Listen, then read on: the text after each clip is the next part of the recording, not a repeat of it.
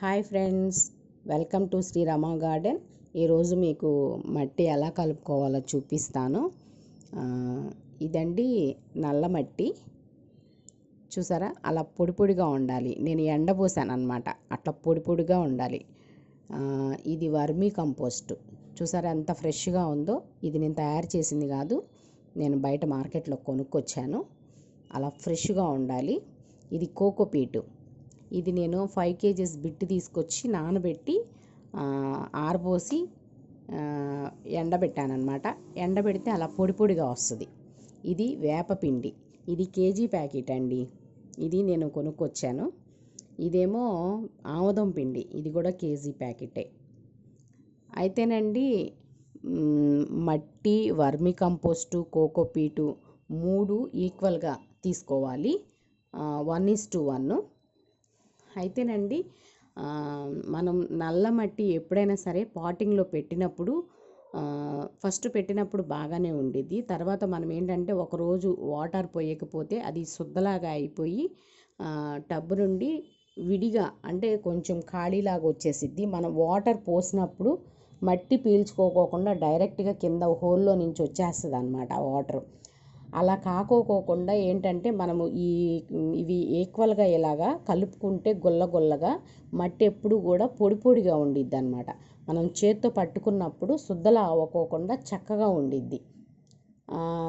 అట్లాగే ఏంటంటే దీంట్లో మనము వేపపిండి, ఆముదం పిండి, మనం ఆ క్వాంటిటీని బట్టి, మనం కలుపుకునే మట్టి క్వాంటిటీని బట్టి మనం వేపపిండి కానీ ఆముదం పిండి కానీ వేసుకోవాలి.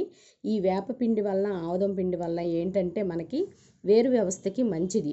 వేరు తెగుళ్ళు రాకుండా ఉండిద్ది. వేరు తెగుళ్ళు నివారణ ఉంటుందన్నమాట. మొత్తం కూడా చక్కగా ఈక్వల్గా కలుపుకోవాలి.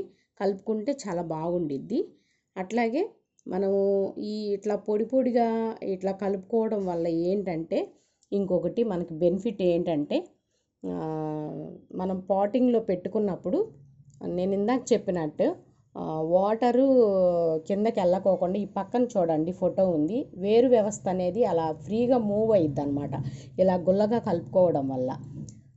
అట్లాగే మొక్క అనేది గ్రోతింగ్ బాగా పెరుగుతుంది త్వరగా అన్నమాట. మనకి మొక్క గ్రోతింగ్ బాగా వస్తుంది అన్నమాట.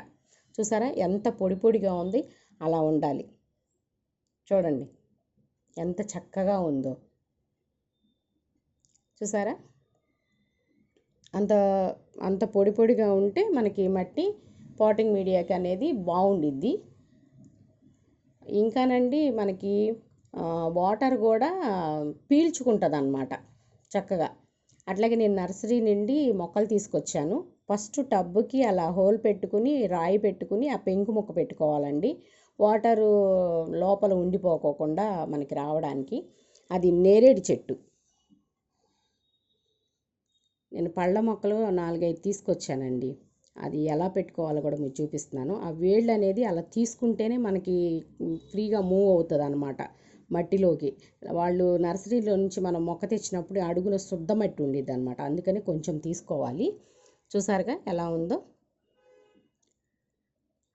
నేను 5-6 మొక్కలు తీసుకొచ్చా. అన్నీ బాగున్నాయండి, మంచిగా ఉన్నాయి. అలాగే మీకు ఈ వీడియో నచ్చినట్టయితే లైక్ చేయండి, షేర్ చేయండి, సబ్స్క్రైబ్ చేయండి. ఓకేనండి.